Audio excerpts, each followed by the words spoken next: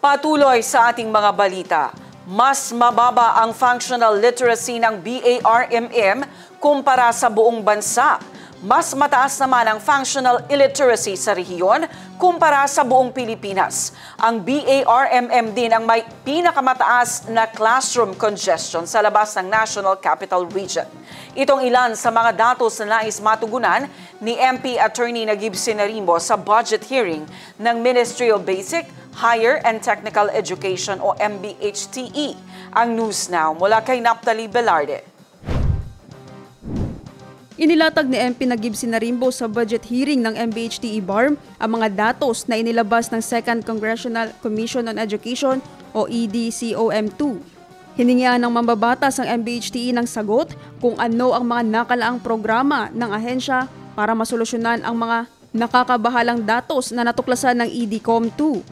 Sa BARMM, iniulat ng komisyon na mas mababa ang functional literacy natin sa BARM na nasa 61.7% kumpara sa buong bansa na 69.4%.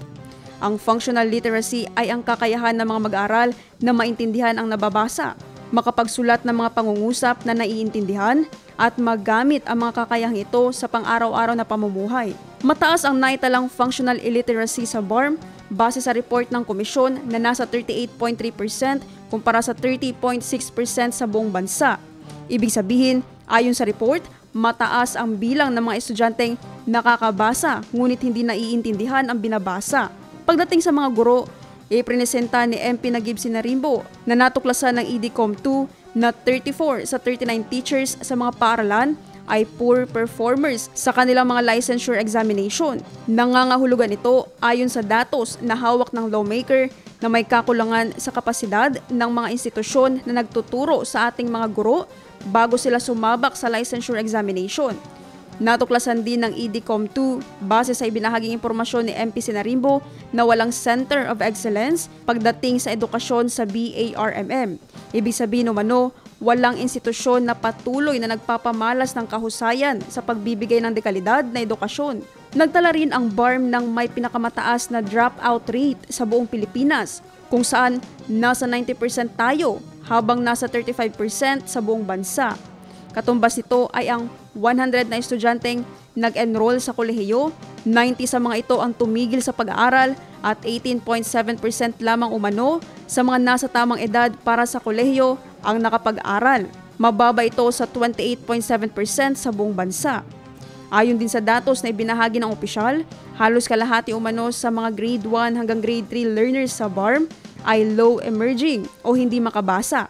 Nasa 49.44% ang rehiyon kumpara sa 33.63% sa buong bansa.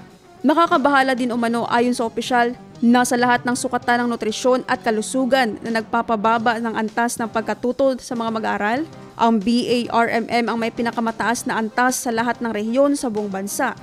Nasa 34.3% ang insidente ng stunting o hindi tamang paglaki ng mga bata sa rehiyon, mas mataas sa average na 23.6% sa buong bansa. Nasa 16.9% naman ang insidente ng anemia o kakulangan sa dugo sa mga bata, mas mataas sa 11.4% sa ibang rehiyon. Resulta ito ng mataas na household food insecurity o kakulangan ng masustansyang pagkain sa pang-araw-araw ng mga mag-aaral. Nasa 48.2% ang BARMM, lubos na mas mataas kumpara sa buong bansa na nasa 31.4%. Nakakabagabag din aniya ang classroom congestion sa rehiyon o ang pagsisiksikan sa silid-aralan.